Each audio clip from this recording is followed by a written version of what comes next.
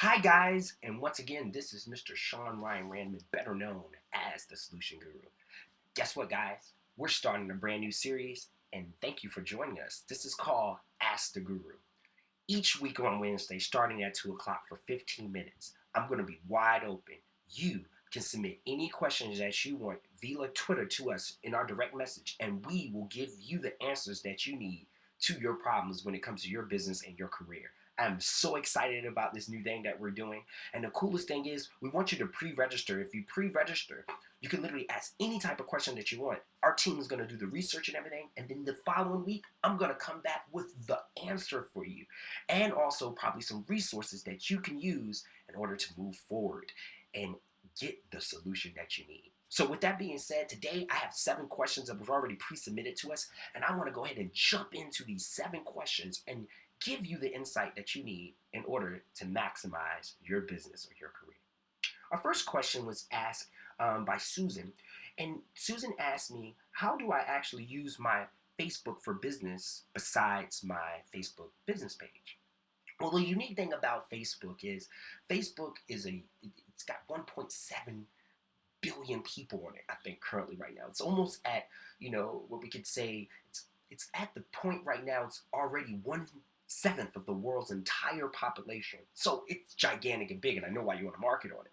But the unique thing about Facebook is it's really designed for you to share all of your life, your family, your friends, your business side, everything that's going on with you.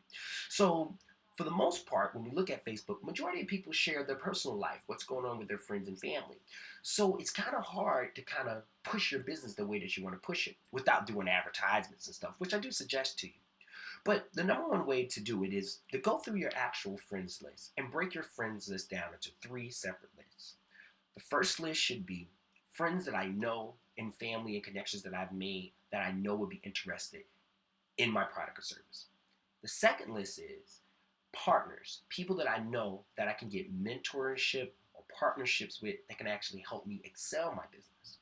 The third list that you want to create is a list of people that you know that might not say yes to you, but will be more than willing to give you a referral of people that might say yes to you when it comes down to your business. Once you've created these 3 separate lists, my suggestion to you is to take that list, pace yourself throughout the day, and try your best to connect with 10 people on that list each day with a personal message explaining. Now, no, each one of these messages will be different because it's 3 different lists. So the people that are on your warm market list, you will literally send them a message like, hey, I started up something new. I'm working on this. I'm working on that. And I would love to kind of sit down and talk to you a little bit about it and catch up on what's going on in your life. And I can catch up with what's going on in my life and share this with you. The second thing is the second one, when it comes down to your actual, ones that are partners and referrals, you send them, hey, I just started something new. I really wanted your advice on it. And I really wanted to know how you could actually probably help me and assist me because I respect you in whatever profession that you do or whatever it is that you do. And I know that you got good insight. People love to have the feeling of being needed. So my number one suggestion to you is make sure that you do that. And the third one will be referrals. So this one will be a straight, email telling them that you want to catch up with them and everything, but honestly to tell them, look, I'm doing something great. I started my own company. I'm doing this, and I just really want some high quality people to check out my products and my services because I'm trying to move my company forward. So that is my big suggestion to you. There's 100 different ways to use Facebook. Our company has a division called It's Your Media and our marketing division that specializes on social media and Facebook. So if you need any other help, please, by all means, just send us a message and we can help you. Our second question was actually asked by John. He asked a question on how do I approach my LinkedIn contacts. Now, the unique thing is LinkedIn and Facebook are 2 different platforms. Facebook is more about the entire world. LinkedIn is more about your profession. It's not about your family and your friends. It's about your professional and your professional outlook, the persona that you put off as a professional. So, with that being said, it's really, really important that if this person is the first level person that you physically met, that you refresh them on where you physically met them at, and then connect back with them saying, I met you here, we never got time to catch up, and I wanted to learn more about what it is that you do, and then I can share about it, what I'm doing, and then we can see maybe if there is some synergy there. So that's how you do contacting people on your first level. If the person is a second or a third level, it's very important to use the person who connected you. And then you explain to them that your friend or your connection thought that you two guys or you had similar interests and maybe there could be some synergy there, and you just wanted to reach out to them to learn more about what it is that they do and to see if it's a place in your business that they can actually help you out at. So if you use this particular approach when it comes down to LinkedIn, I'm guarantee you're going to have the best success when it comes down to developing your contacts across LinkedIn. Now, Sarah asked me a question about how do I perfect my elevator pitch. Now, there are a million books out there to perfect your elevator pitch. I mean, I can go through a whole bunch of books on that. But the key element that I've learned is you have to have a hard-hitting question. A lot of people, when they're doing an elevator pitch, the number one thing that they do is they say, "Hi, my name is John. Own this company. We do X, Y, and Z." Instead of actually coming to a person and say and personalizing it, like when I do my approach and people say, "So what is it that you do?" And I say, "I provide solutions for your business so you don't have to go through so much trial and error. Innovational solutions for your business so you won't have to go through so much trial and error." So what normally happens is the person then will pose a question back to you like, "So how do you do that?" Or "What is it that you use?" And then you go into a brief explanation, but customized explanation to them.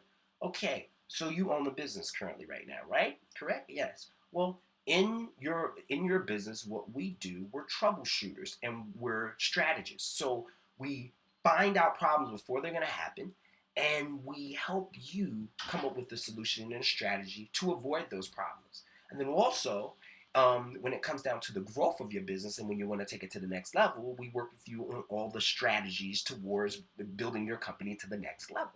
So it makes it really clean and simple. From there, they're like, "Oh, they'll probably go into explanation of what their company is all about."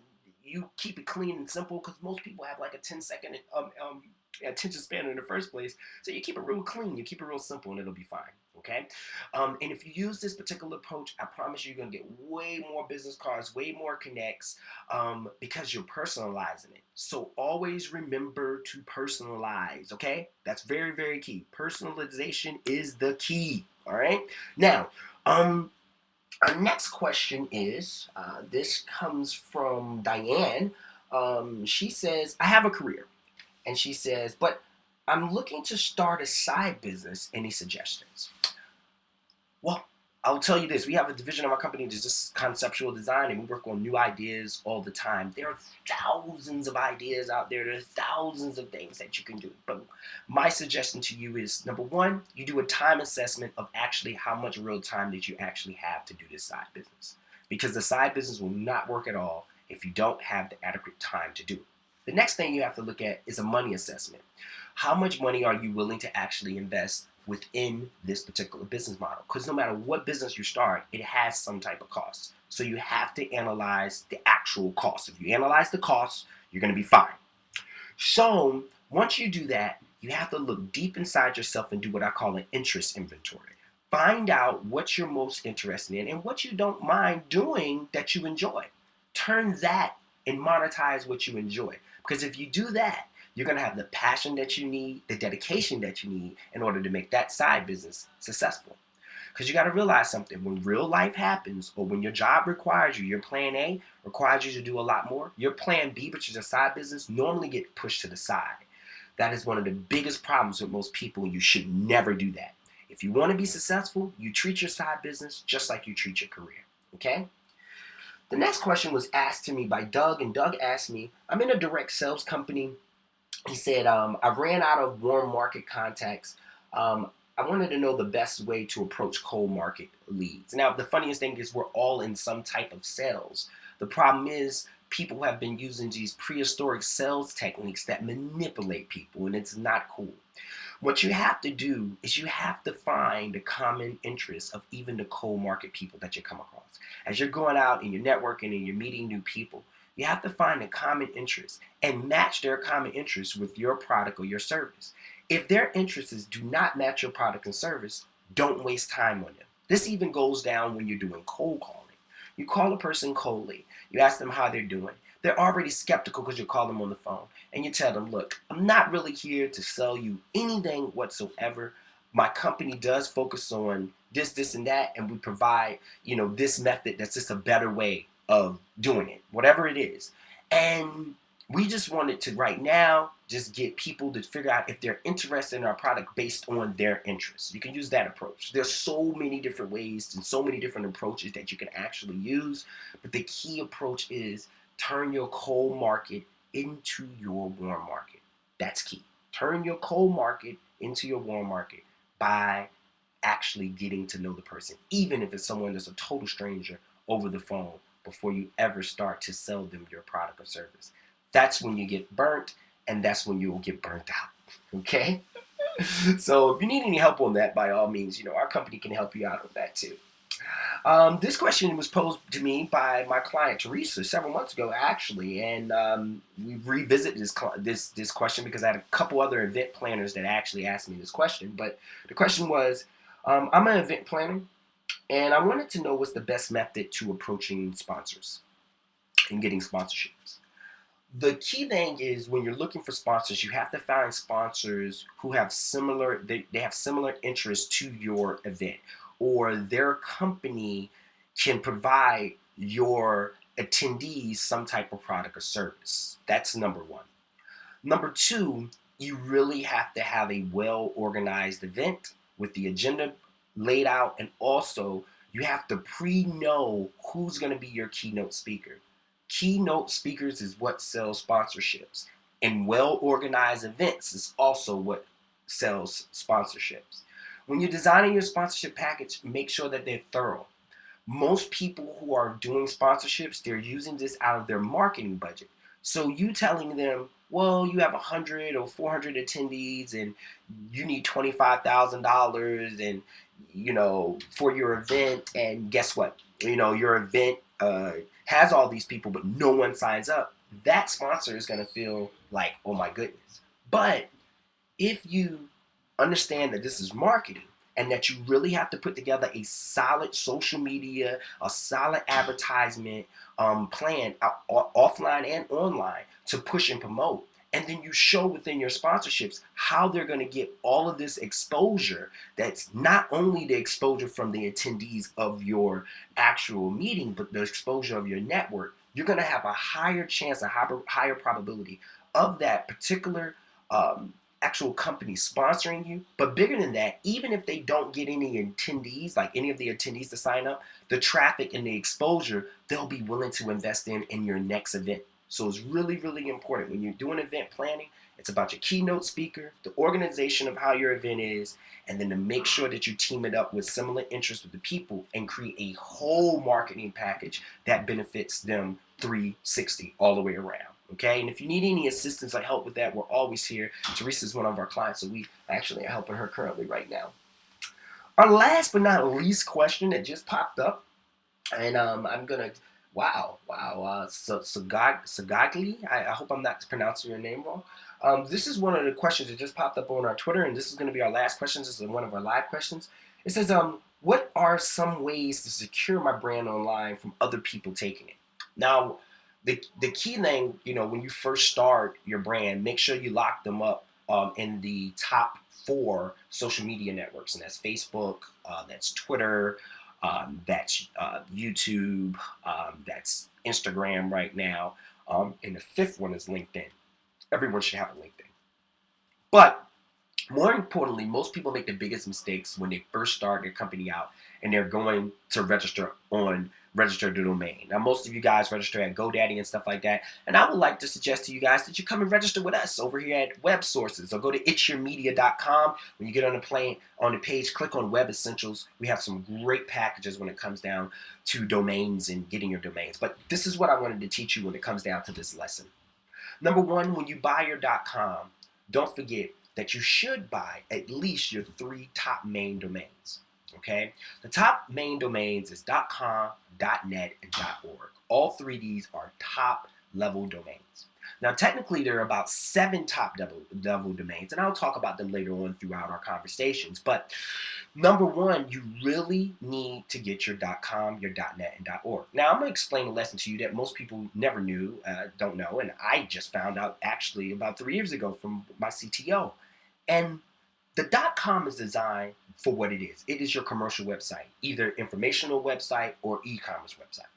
And now we're going into the .co, so we done ran out of .com, so you can get a .co. And I always suggest if you can get a .co and .com, get both.